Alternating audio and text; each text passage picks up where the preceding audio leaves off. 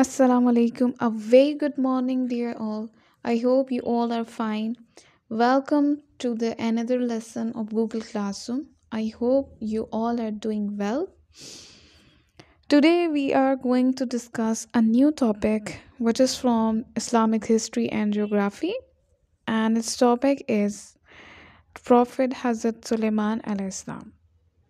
So it's going to be a very exciting or very interesting lesson today. Today we are going to read page number 40 to 44.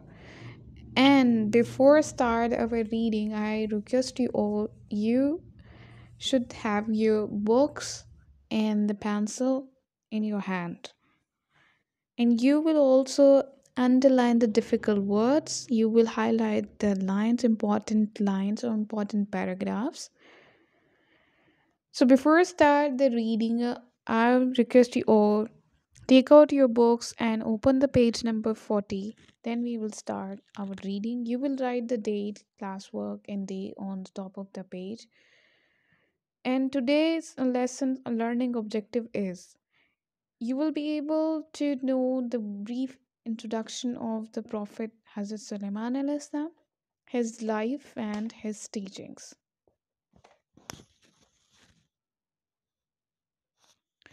Yes, who was Hazrat Sulaiman alayhi salam? Hazrat Sulaiman alayhi salam was the son of the Prophet Hazrat Dawood alayhi salam.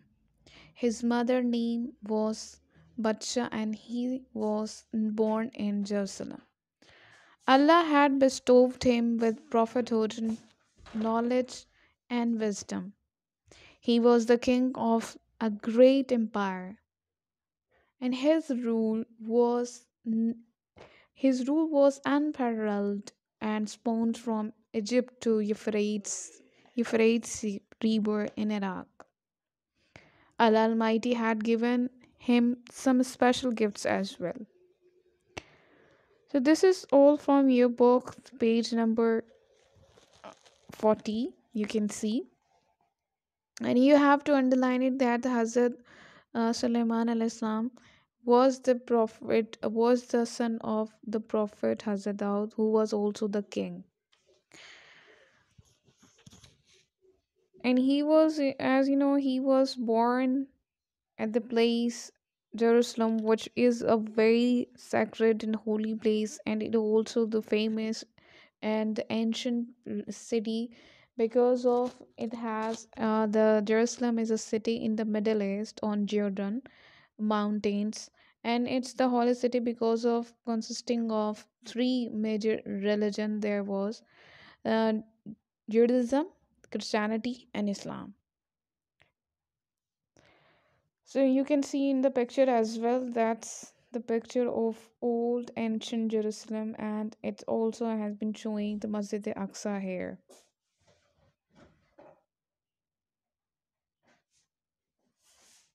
Yes, now we are going to discuss about some special gifts given by the Allah Almighty to Hazrat Sulaiman alayhi salam.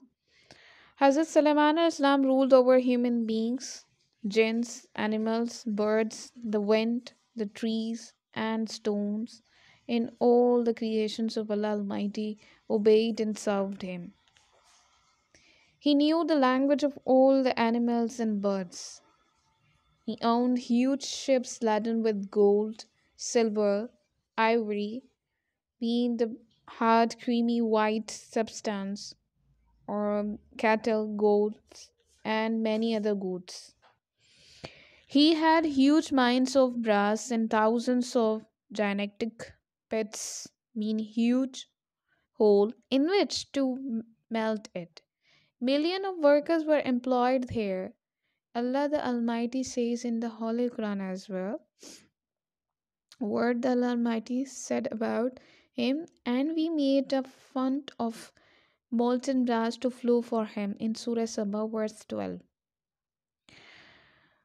Another blessing to him was that his dining mat mean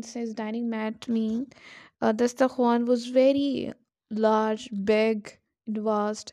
There were a lot of people can eat or take the meal from that mat or dining mat, and it was as big as the ponds in which food was prepared for communal meals. As Allah subhanahu wa ta'ala told in Surah Saba, the jinns worked for him as he desired, making arches, images, and basins as large as wells, and cooking courtyards metal pots fixed in their places. Allah the Almighty had made the wind obedient and subservient to him. How? As Allah subhanahu wa ta'ala said in Surah Sabah verse 12, and to Suleiman we made the wind obedient. Its early morning stride was a month's journey, and its evening stride was a month's journey. What does it mean? That is the journey of 2 months he could cover in a single day, from morning to evening. So this was just only because of Allah subhanahu wa ta'ala commanded the wind to blow at such a fast speed as so as to carry the throne of Hazrat. Throne means the ceremonial chair for the sovereigns or the king.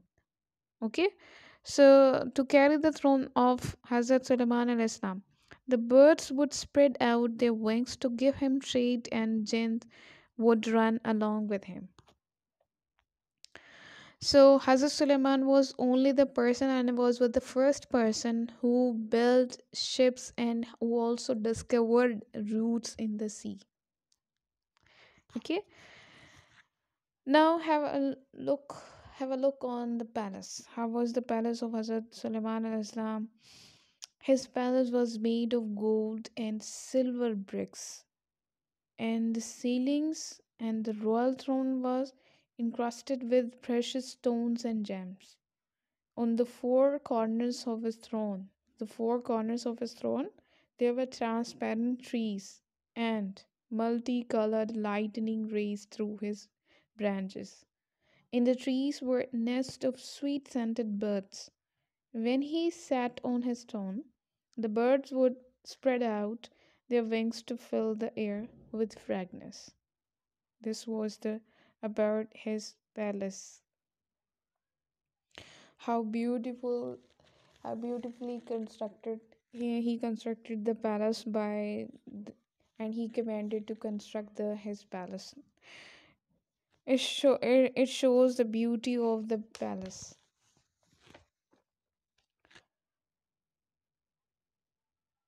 I have just given you the picture how could be imagined that it was the glass or crystal clear of the palace, which has the glass floor, and underneath there would be the water flow, because Hazrat Salman dug up the water flow underneath the floor of the courtyard of the palace of his palace.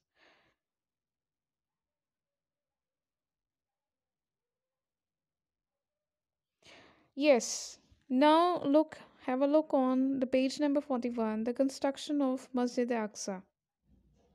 Yes, that was the last wish of Hazrat Suleiman's father. That so Hazrat Sulaiman al Islam started to reconstruct Masjid Aqsa, and he appointed jinns to carry all kinds of beautiful heavy marble and stones for long distances to use in the construction of Masjid Aqsa.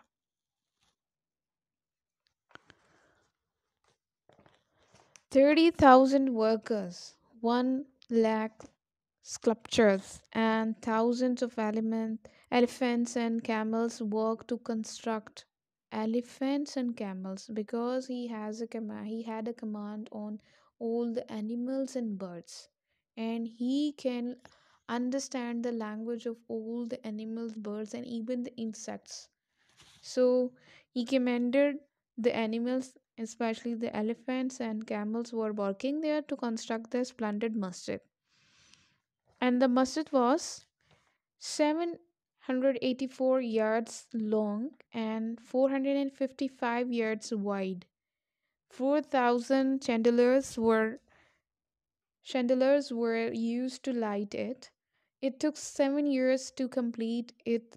It took 7 years to complete its construction. And here you can see the old picture of Masjid Aqsa.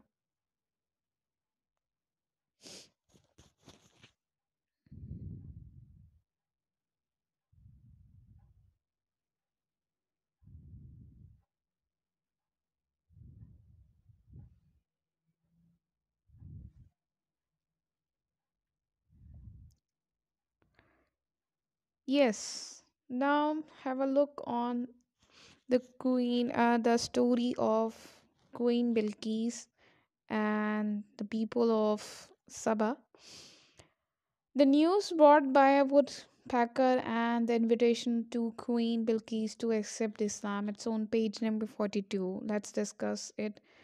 One day, everyone was in the court of Hazrat Sulaiman al Islam except the woodpecker, a bird who had a beautiful crown on his head. Hazrat Sulaiman Express announced at his absence.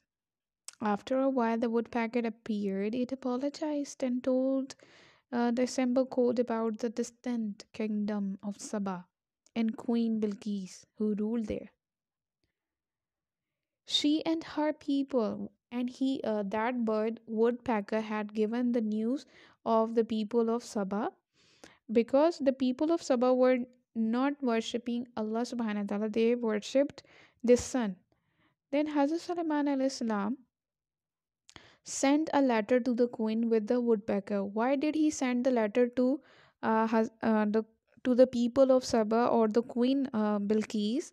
Because the Hazrat Sulaiman alayhi salam wanted to invite to accept the true religion of Allah subhanahu wa ta'ala. So that's why he sent the letter to her. So look at the reaction of the Queen Bilqis. After reading the letter, the Queen sent Hazrat Sulaiman alayhi salam some gifts. She sent some gifts to Hazrat Sulaiman alayhi salam, but he returned them. Seeing this, the Queen decided to meet Hazrat Sulaiman alayhi salam and left for his kingdom. When he alayhi salam got this news, he told his courtiers that he wanted her throne in his palace before she reached there. Upon hearing this, one of his ministers, Asif bin Bakhria, said that he could get it within the blink of an eye, as he had the knowledge of the Book of Allah. So, within a blink of the eye of Hazrat Sulaiman al Islam, the throne was in his palace. Yes, Queen Bilqis just accepted that, and she wanted to meet Hazrat Sulaiman al-Islam. So Hazrat Sulaiman al-Islam basically had a very beautiful and grand and large palace which was built by jinns and human beings. To enter the palace, one had to cross the courtyard. So he had, what did he do? Something a different and unique thing that Hazrat Sulaiman al-Islam had dug up and filled the courtyard with water and laid a clear and transparent glass over it. So the water can be shown by the glass in the courtyard of the palace. So it looked as if water was flowing in the courtyard. So when Queen Bilqis entered the courtyard, she quickly raised up her dress so as to step into the water. So when she realized there was no water, she was very embarrassed. Then she entered the palace and as- was amazed to see her heavy throne had been brought there even before she arrived from thousands of miles away. She was very impressed by Hazrat Sulaiman al Islam and accepted Islam. So that was the invitation of Islam or invitation of the religion of Allah subhanahu wa ta'ala to Bilqis, and the Queen Bilqis also accepted that invitation that has been sent by a letter. Okay, now come to the page number 43. It's also the death of Hazrat Sulaiman Islam. What happened uh, at the time of the death of Hazrat Sulaiman Islam? Hazrat Sulaiman al Islam ordered his gens to construct a building, and he stood with his stick in his hand to watch the progress of the work. While he was watching, he passed away standing. For a year, no one knew that he had passed away. When a termite is a wood worm. It's a wood worm. Ate up his wooden stick and it broke. He fell down on the ground. The jinns had made it known to everyone that had knowledge of unseen, but they hadn't been aware for a year that Hazrat Sulaiman al Islam had passed away. So thus their lies were exposed and they were ashamed. So what did Quran say about the death of Hazrat Sulaiman al Islam?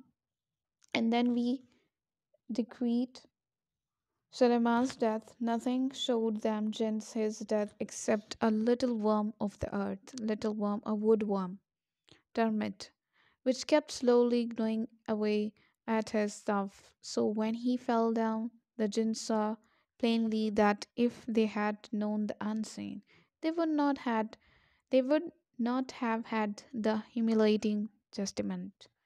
So that's from Surah Sabah again, and because that the area name was Surah, the people was of Sabah, so that's why the Surah name is also Surah Sabah.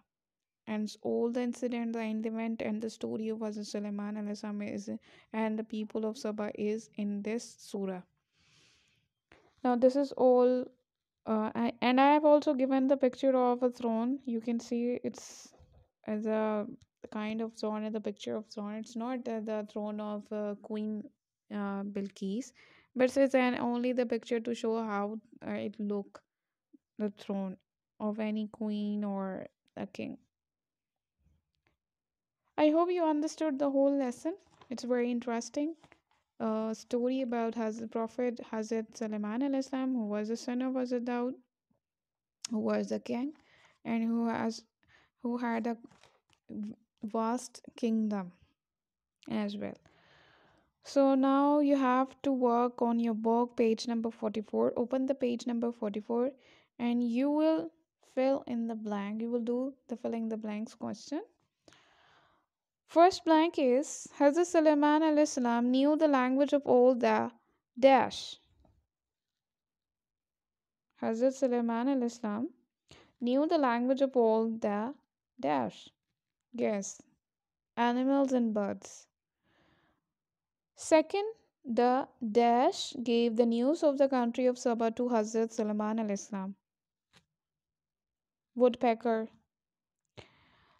The dining mat of Hazrat Sulaiman al Islam was very spacious, was very dash, and the cordons for cooking food were as big as dash. Spacious, and second one is pond. The name of the queen of Sabah was dash. Queen Bilqis.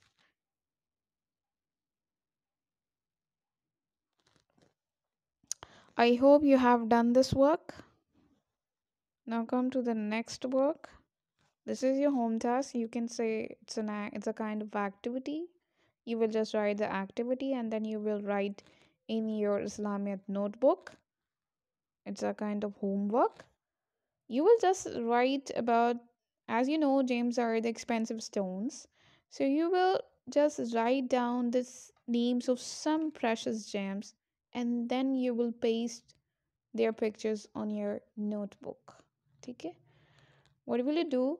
You will just write the names of some means any three, any four,